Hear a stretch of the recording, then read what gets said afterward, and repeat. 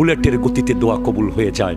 বাপ আর মা এরা যদি কিছু করতেও না পারে, এরা যদি নিজে নিজে খাইতেও না পারে, এরা যদি ঘরের মধ্যে অবশ হয়ে পড়ে থাকে, শুধু শুধু নিঃশ্বাস ফেললে হবে, এরা প্রতি সেকেন্ডে সেকেন্ডে তোমার 10 বছর হায়াত বাড়াই ফেলতে পারে, তোমার 10 কোটি টাকার ব্যবসা বাড়াই ফেলতে পারে।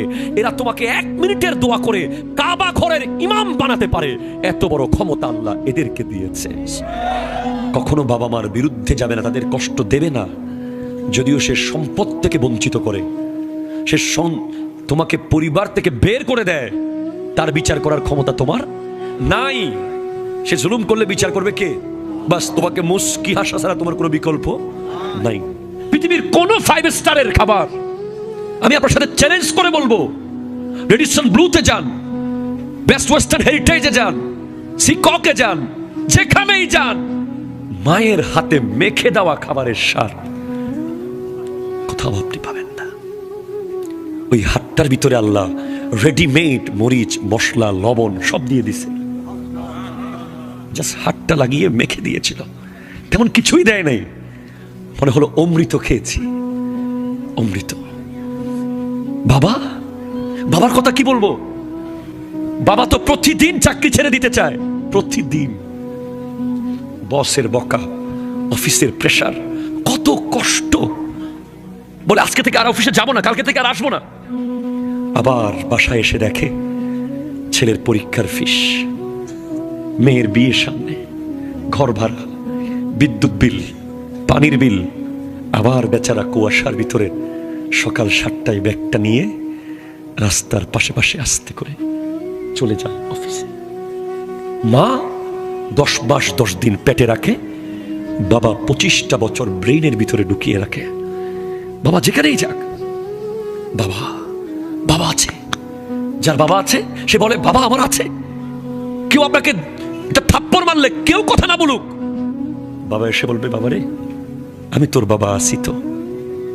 ঠিক কিনা কথা বলেন? ওয়াকাযা রাব্বুকা আল্লা তা'বুদু ইল্লা ইয়াহু ওয়া বিল ওয়ালিদাইনি ইহসানা। আল্লাহ আদেশ করছেন তার ইবাদত করতে, আল্লাহ ছাড়া কারো ইবাদত করা যাবে না। এর সাথে সাথে ওয়া বিল ওয়ালিদাইনি ইহসানা, বাবা মার সাথে উত্তম আচরণ করো। নরমাল সময় তো করবাই, তবে যত বুড়া হবে তত দায়িত্ব তোমার বেশি এবং সিরিয়াস হবা তুমি।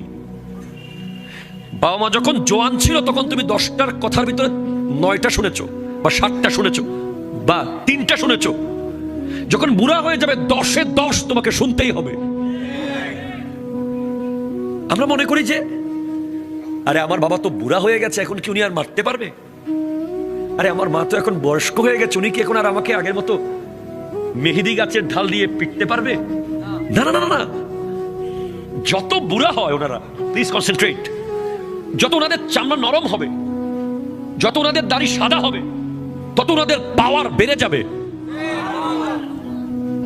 তত বেশি স্পিড, তত দ্রুত কবুল। যত বুড়া হচ্ছে আর একেবারে হাসপাতালে যদি পড়া থাকে যে কিছুই করতে পারছে না, তখন যদি আপনি তার পাশে গিয়ে বসে থাকতে পারেন, প্রতি সেকেন্ডে সেকেন্ডে হায়াত বাড়িয়ে ফেলতে পারে উনি। প্রতি মুহূর্তে মুহূর্তে আপনার লাইফকে উনি চেঞ্জ করে দিতে পারে। এটা একেবারে চিরন্তন সত্য কথা বলছি আমি আপনাকে, বাস্তব বলছি। এমন পাওয়ারফুল দুজন ওনারা, হ্যাঁ এমন পাওয়ারফুল, আপনি অবাক হয়ে যাবেন। অনেক সন্তানরা বাবা মা একটু অসুস্থ বেশি হয়ে গেলে দোয়া করে ফেলে কি, আল্লাহ হায়াত থাকলে রাখো, না হলে সহি সালামতে। না না না, উনি শুধু তাকিয়ে থাকুক, উনি প্রস্রাব পায়খানা সব বিছানায় করুক, এরপরেও উনি শুধু বেঁচে থাকুক। একদিন যদি বেঁচে থাকে, একদিন বেশি, ওই দিনটাই আপনার জান্নাত কামানোর দিন হতে পারে। আমি অনেক কথা বলি বাবা মাকে নিয়ে, আবার অনেক কথা আছে।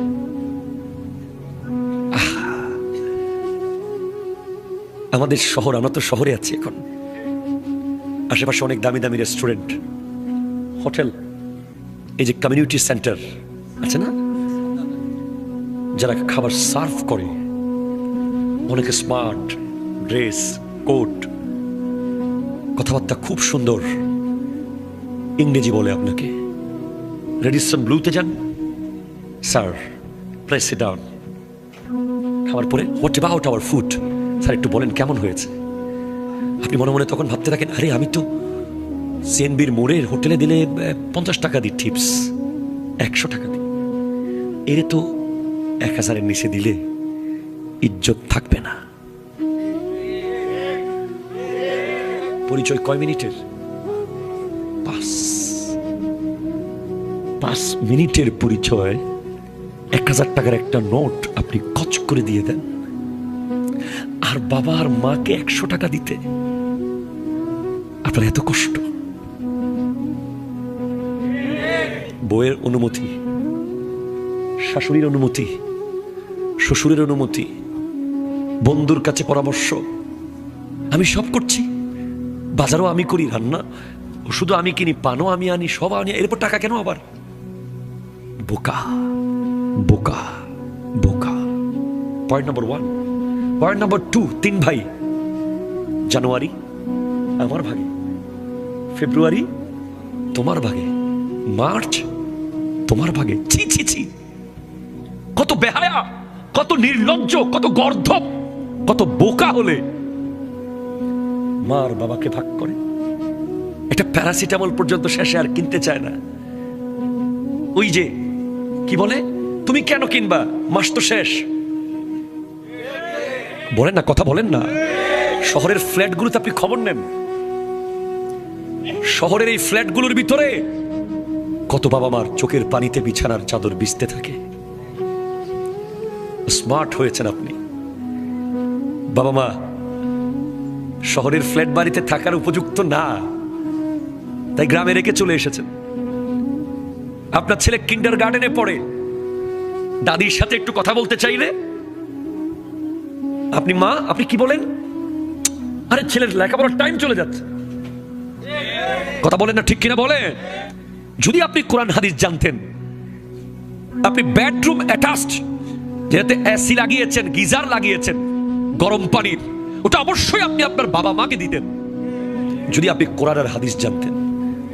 কারণ আমার নবী ইরশাদ করছেন হাদিসে কুদসি, ক্বালাল্লাহু তাআলা আল মুতাহাব্বুনা লি জালালি লাহুম মানাবিরু মিন নূরিন ইউগবিতুহুমুন নাবিয়্যুনা ওয়াশ শুহাদা।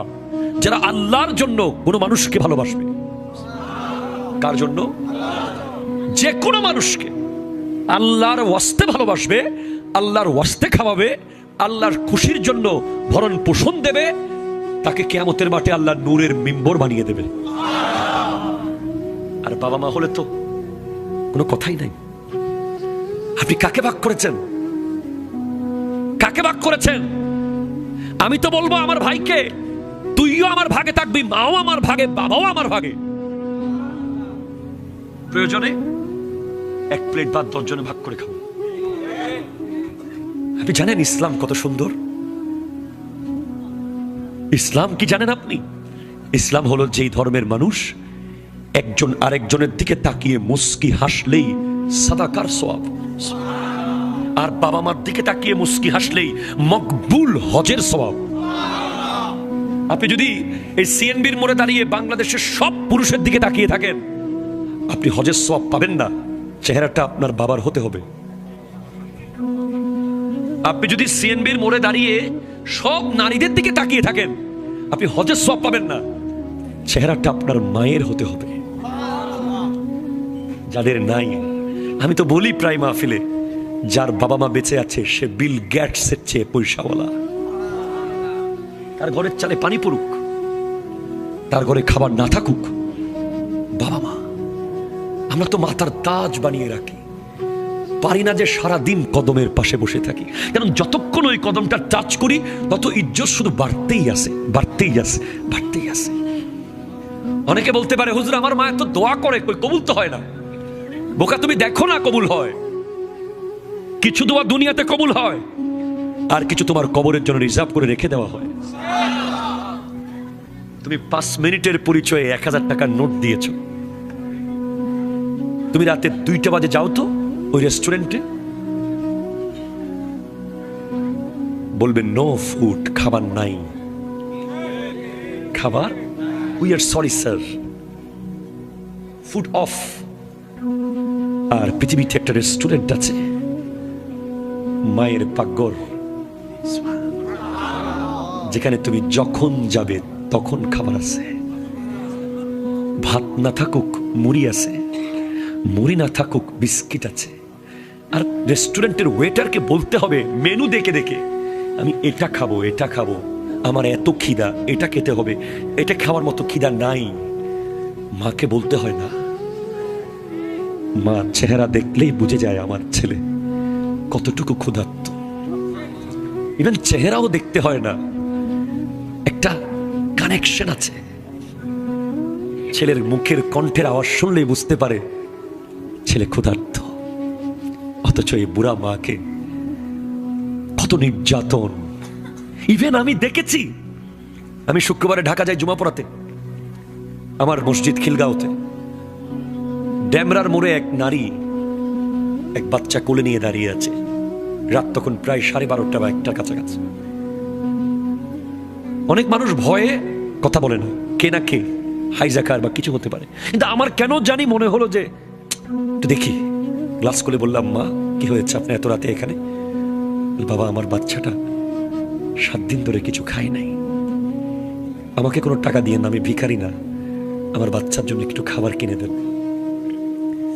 মা ওই জাত যার পাকঘরে খাবার না থাকলে পাশের বাসায় ভিখারির মতো সন্তানের জন্য খুঁজতে যিনি চলে যায়, উনি হলেন মা।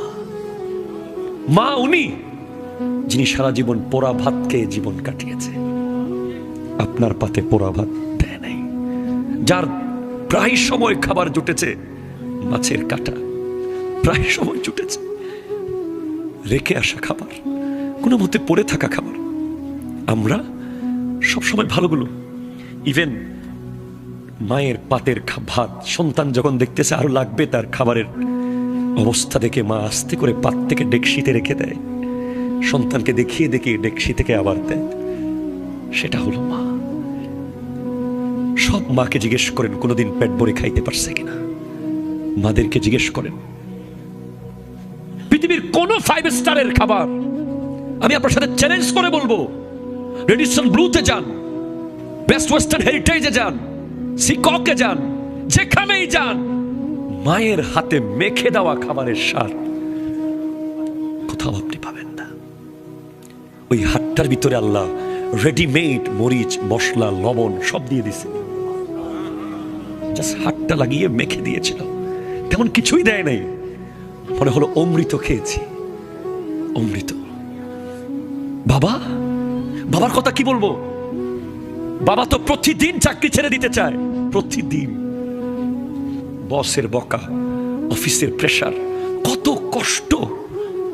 বলে আজকে থেকে আর অফিসে যাবো না, কালকে থেকে আর আসবো না। আবার বাসায় এসে দেখে ছেলের পরীক্ষার ফিস, মেয়ের বিয়ের সামনে, ঘর ভাড়া, বিদ্যুৎ বিল, পানির বিল। আবার বেচারা কুয়াশার ভিতরে সকাল 7টায় ব্যাগটা নিয়ে রাস্তার পাশে পাশে আস্তে করে চলে যায় অফিসে। মা 10 মাস 10 দিন পেটে রাখে, বাবা 25টা বছর ব্রেইনের ভিতরে ঢুকিয়ে রাখে। বাবা যেখানেই যাক, বাবা আছে। যার বাবা আছে সে বলে বাবা আমার আছে। কেউ আপনাকে থাপ্পড় মারলে কেউ কথা না বলুক, বাবা এসে বলবে বাবা রে আমি তোর বাবা আছি তো, ঠিক না কথা বলেন। সেজন্য বাবা, আমার নবীজি ইরশাদ করেছেন, লা তুশরিক বিল্লাহি শাইয়ান ইন কুতিলতা আও হুররিকতা, কখনো আল্লাহর সাথে শিরিক করবে না। কেউ যদি তোমাকে জ্বালিয়ে ফেলে, কেউ যদি তোমাকে আগুনে ফেলে দেয়, জবে করে দেয়, এরপরেও বলবে লা ইলাহা ইল্লাল্লাহু মুহাম্মাদুর রাসূলুল্লাহ। জোরে বলেন সুবহানাল্লাহ, জোরে বলেন। 2, ওয়ালা তাউক্কান্না ওয়ালিদাইকা ইন আমারাকা আন তাখরুজা মিন আহলিকা ওয়া মালিক, কখনো বাবা মার বিরুদ্ধে যাবে না, তাদের কষ্ট দেবে না, যদিও সে সম্পদ থেকে বঞ্চিত করে, সে তোমাকে পরিবার থেকে বের করে দেয়, তার বিচার করার ক্ষমতা তোমার নাই। সে জুলুম করলে বিচার করবে কে?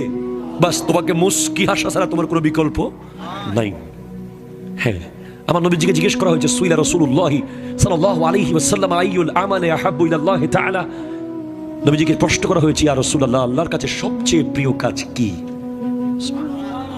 জোরে বলেন না। আমার নবীজি বলেছেন, এক, আসসালাতু লিওয়াক্তিহা, অন টাইম নামাজ পড়া। দুই, বিররুল ওয়ালিদাইন, বাবা মার খিদমত করা, তাদের সাথে ন্যায় বিচার করা, উত্তম আচরণ করা। তিন, ওয়াল জিহাদু ফি সাবিলিল্লাহ, আল্লাহর রাস্তায় জিহাদ করা। জিহাদের আগে আনা হয়েছে বাবা মার খিদমতকে।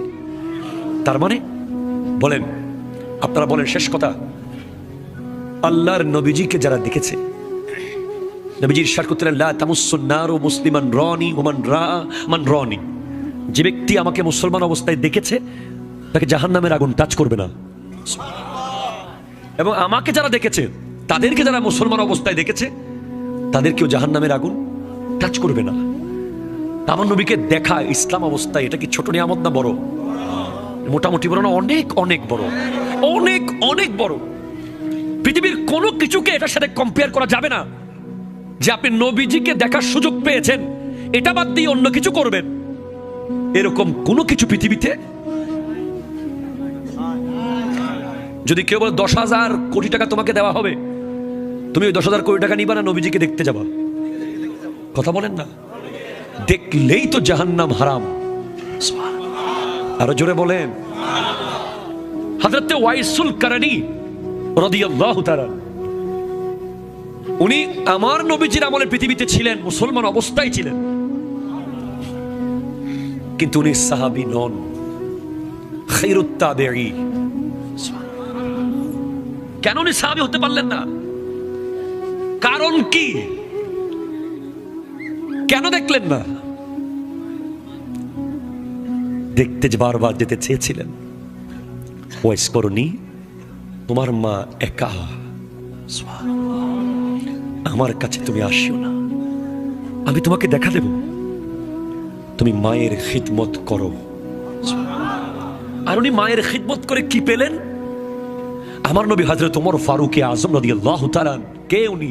ওমর, ইসলামের দ্বিতীয় খলিফা, যার ব্যাপারে আমার নবী দোয়া করেছিলেন, আল্লাহুম্মা আইজ্জিল ইসলাম বিউমর ইবনে আল খাত্তাব রাদিয়াল্লাহু তাআলা, বিউমর ইবনে আল খাত্তাব রাদিয়াল্লাহু তাআলা। আল্লাহ, তুমি ওমরের মাধ্যমে ইসলামকে সম্মানিত করো। আমার নবী বলেছেন, আবু বকর ওয়াজিরি ওয়াল কায়েমু ফি উম্মতি মিন বাদি ওয়া উমরু হাবিবি ওয়া হুয়া ইয়ানতিকু আলা লিসানি। আবু বকর হলো আমার ওজির, আমার রিপ্রেজেন্টেটিভ, আমার পরে ইসলামের দায়িত্ব নিয়ে দাঁড়িয়ে থাকবে। ওমর হলো আমার বন্ধু, সে কথা বলবে আমার ভাষায়। ওমর ফারুক আজম কে? যার নাম শুনলে শয়তান রাস্তা পাল্টিয়ে ফেলত। একবার এক ইম্পর্টেন্ট ফর ইউ, শরাব পানকারী, কি বলেন তো, শরাব মদ পান করে একজন মানুষ হযরত ওমরকে দেখলেন অনেক দূরে। উনি বলছেন, আল্লাহ, আমি তোমাকে আজকে থেকে তোমার কাছে তওবা করছি, আমি আর কখনো মদ পান করব না, ওমর থেকে বাঁচাও।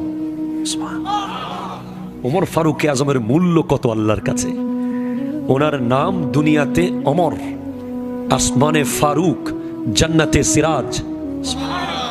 কিছুক্ষণ পর ফারুক আজম এসে ওই ব্যক্তির বোতলে হাত দেওয়ার সাথে সাথে দেখেন ওটা মদের বোতল নাই, ওটা দুধের বোতল হয়ে গেছে। ওমর ফারুক আজম এত সম্মান। কাল হাসরের মাঠে যদি আপনি হাউজে কাউসার পেতে চান, আপনাকে অবশ্যই চিনতে হবে এই চারজনকে। চিনলে হবে না, শুধু ভালোবাসতে হবে। কিভাবে আপনি হাউজে কাউসার পাবেন? কি করলে, কোন কাজ করলে হাসরের মাঠে আপনি হাউজে কাউসার পান করতে পারবেন? তার মধ্যে একটা মূল্যবান কাজ হলো 4 খলিফাকে মহব্বত করা। তাফসীরের কিতাবে এসেছে, আমার নবীজি যখন হাউজে কাউসার দেবেন, ওনারা 4 জন 4 কোণায় দাঁড়িয়ে থাকবেন। আমার নবী জিজ্ঞেস করবেন, আবু বকর তোমাকে মহব্বত করতো? উনি যদি বলেন হ্যাঁ করতো। ওমর তোমাকে মহব্বত করতো? করতো। ওসমান তোমাকে করতো করতো, আলী তোমাকে করতো করতো। 4 জন যখন একসাথে একত্রিত হয়ে বলবেন যে আমাকে মহব্বত করতো, তখন আমার নবী ওই উম্মতকে হাউজে কাউসার দেবেন, কাউসারের পানি দেবেন, হাউজে কাউসারের পানি দেবেন। এই জন্য আমার নবী ইরশাদ করেছেন, লা ইয়াজতামিউ হুব্বু হাউলাইল আরবা ইল্লা ফি কলবি মুমিনিন। একমাত্র মুমিনের অন্তর ছাড়া আর কারো অন্তরে এই 4 জনের ভালোবাসা একসাথে থাকবে না। এই 4 জনের মোহাব্বত যেই কলবে একসাথে থাকবে সে মুমিন, সে মুমিন, সে মুমিন। এমন খলিফা ওমর ইবনুল খাত্তাব রাদিয়াল্লাহু তাআলা 40তম মুসলমান, আর প্রথম মুসলমানদের মধ্যে একজন হযরতে মাওলা আলী, যিনি তরুণদের মধ্যে প্রথম, সিদ্দিক আকবর মুরব্বীদের মধ্যে প্রথম, খাদিজাতুল কুবরা রাদিয়াল্লাহু তাআলা আনহা নারীদের মধ্যে প্রথম। তো এই মাওলা আলী আর হযরত ওমরকে আমার নবী পাঠিয়েছেন ওয়াইস করণীর কাছে এবং বলেছেন তার থেকে দোয়া নিও, সে তার মাকে রাজি করেছে। ভাইজান, বাবা মার প্রতি আপনার গুরুত্বপূর্ণ 5টা দায়িত্ব। কয়টা? 5টা। 1 নাম্বার হলো তাদের সামনে আসার আগে নিজেকে প্রস্তুত করা, জোরে বলেন না সুবহানাল্লাহ।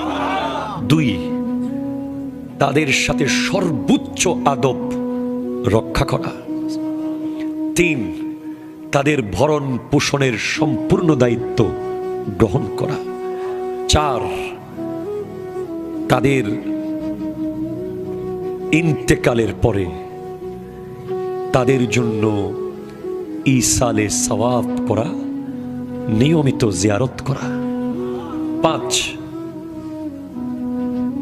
বাবা মা যেই কাজগুলো অসম্পন্ন রেখে গেছে সেগুলোকে সম্পন্ন করা, তাদের কর্জ, তাদের ঋণ, তাদের দায়িত্বগুলো শেষ করা। এই 5টা কাজ আপনি করবেন, মনে রাখবেন, রেদার রব্বে ফি রেদাল ওয়ালিদে ওয়া সাখাতুর রব্বে ফি সাখাতিল ওয়ালিদে। আল্লাহর সন্তুষ্টি হলো বাবা মার সন্তুষ্টিতে। আল্লাহ অসন্তুষ্ট যদি বাবা মা অসন্তুষ্ট হয়। কেন? কারণ বাপ মা যখন বেঁচে আছে তার ঘরে 2 জন ওলি আছে, তার ঘরে আল্লাহর কাবা ঘর আছে, তাদের দিকে তাকাইলেই হজের সওয়াব, তাকাইলেই হজের সওয়াব। তুমি অষ্টগ্রামের সব মানুষের দিকে তাকিয়ে থাকো, যদি চেহারা তোমার আব্বার আম্মারটা না হয় তুমি হজের সওয়াব পাবা না। ওই মায়ের চেহারাটাই লাগবে, ওই বাবার চেহারাটাই লাগবে। যতবার তাকাইবা ততবার হজের সওয়াব পেয়ে যাবা। খবরদার বাবা, ওরে বাবা রে, বাবা তো প্রতিদিন চাকরি ছেড়ে দিতে চায়, প্রতিদিন চলে আসতে চায় অফিসটাকে লাথি মেরে। বসের ঝাড়ি, কত প্যারা, কাজের উপরে কাজ, অফিস টাইম শেষ হওয়ার পরে আবার কাজ। বাবারা কত জায়গায় কত জনের লাঞ্ছনা স্বীকার করে 2 টাকা কামায়া ঘরে আনে। প্রতিদিন চাই যে আজকে থেকে আর যাব না।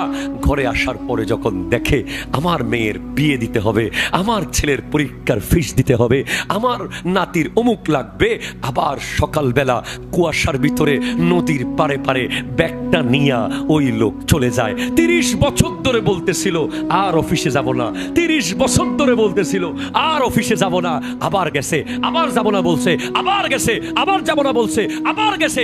নতুন স্যান্ডেল কিনতে পারে নাই, বারবার দোকানে গেছে কিনতে, কিন্তু সন্তানের মুখ সামনে ভেসে উঠেছে। আবার বলে একটু সেলাই করে পরি। নতুন গেঞ্জি কিনতে গিয়েছে, সন্তানের চেহারা ভেসে উঠেছে, বলে এটা দিয়ে আরেকদিন চালাইয়া দি। নতুন জামা কিনতে গিয়েছিল, কিনতে পারে না, বাবারা পারে না।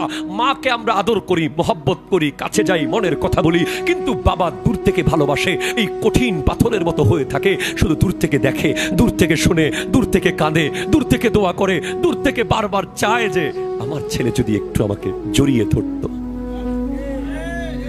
ঠিক কিনা কথা বলে? এক একজন বাবা টাকার মেশিন। বিদেশ থেকে মাঝে মাঝে দেখি টাকার মেশিন আসে, লাগেজের মতো করে রেফিং করা টাকার মেশিন বের হচ্ছে। হাই হাই, 20 বছর মেশিন টাকা দিছে, হঠাৎ মারা গেছে। 20টা বছর আলু ভর্তা আর গ্রামের ডাইল চোখে দেখে নাই।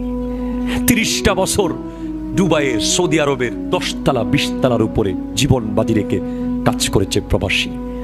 এসে যখন দেখে যে তার পোলাটা মোটরসাইকেল চালান শিখছে, মেট্রিক পাস করতে পারে নাই,